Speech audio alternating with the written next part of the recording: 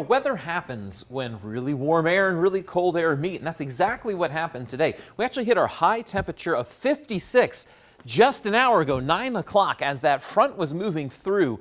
Now the temperature is dropping. You are going to notice that when you get up tomorrow morning. That was after an overnight low of 30. Now, officially in Harrisburg, we've had an inch and a half of rainfall. Normally this time of year, the ground and the rivers can take that, but we had a layer of snow across the Susquehanna Valley.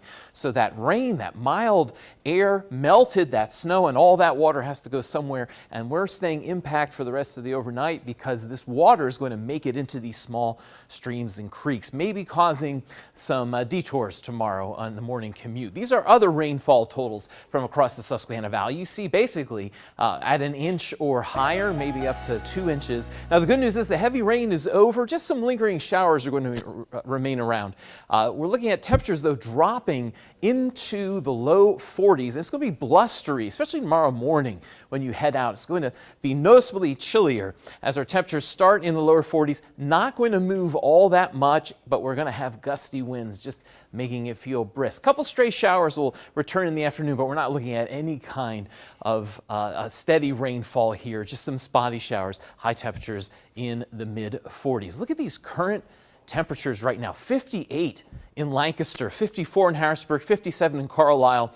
Our winds will eventually turn out of the northwest, so these 40s are going to be coming down in the Susquehanna Valley. And again, it's this cold air meeting that warm air coming up from the south. These are our current winds. Look at this, 15 to 20 miles an hour, bringing in all that warm air in the overnight period. But like I said, the heaviest rain has moved off to our east. Now moving through Philadelphia, Delaware River, heading into New Jersey. We have some lingering showers behind it, but this is not steady rain, and it's slowly losing some of its punch as it heads from west to east. You'll see some more lingering showers off to our west. That will be moving through here because that's the general motion as this cold air begins to filter in from the north and west as we go over the next 24 hours. This is a radar estimate of the heaviest rain that fell. Where you see this kind of orange-brown color, we're talking about 2 to 3 inches, and we kind of dodged a bullet there. It's mostly off to our south of the Mason-Dixon, off to our north and west, out towards Altoona, off to our east as well. However, enough fell that it is causing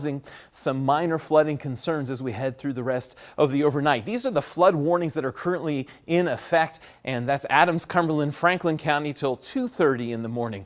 And then we have Dauphin, Lancaster, Schuylkill, York County till 4 a.m. And if you have to commute anywhere off to the east towards, again, Delaware Valley, Philadelphia, they have more rain down there and a couple more spotty flooding issues. That's why we're going impact for the rest of the overnight. In fact, flood watches stay in effect through Wednesday afternoon because it's going to take time for this water to enter these creeks. Now, the good news is the main stem of the Susquehanna River, not too concerned there. As we look at the river forecast crests, they're at the action stage or below. It's the smaller creeks and streams that we're keeping an eye on overnight. And also streets and areas of poor drainage, though with the rain stopping, this risk is going to go down considerably over the next several hours.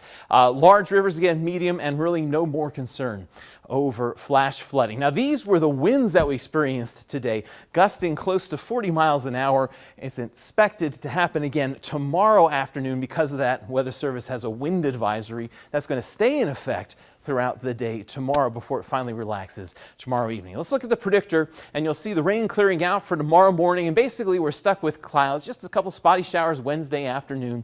We'll have a little more sun to start Thursday, and then a couple sprinkles Thursday afternoon. Then we'll go to a different view and change our model a little bit. I want to show you that as we go Friday night into Saturday. Another system's pulling in from our west that's going to give us another shot of some steady rain, maybe starting as a mix Friday night into Saturday. So to review our weather, minor flooding is expected, drying out, gusty, cool winds, another system late week. As we look at the 10-day forecast, you'll see that here, and temperatures are going to cool off towards the end of the 10-day forecast.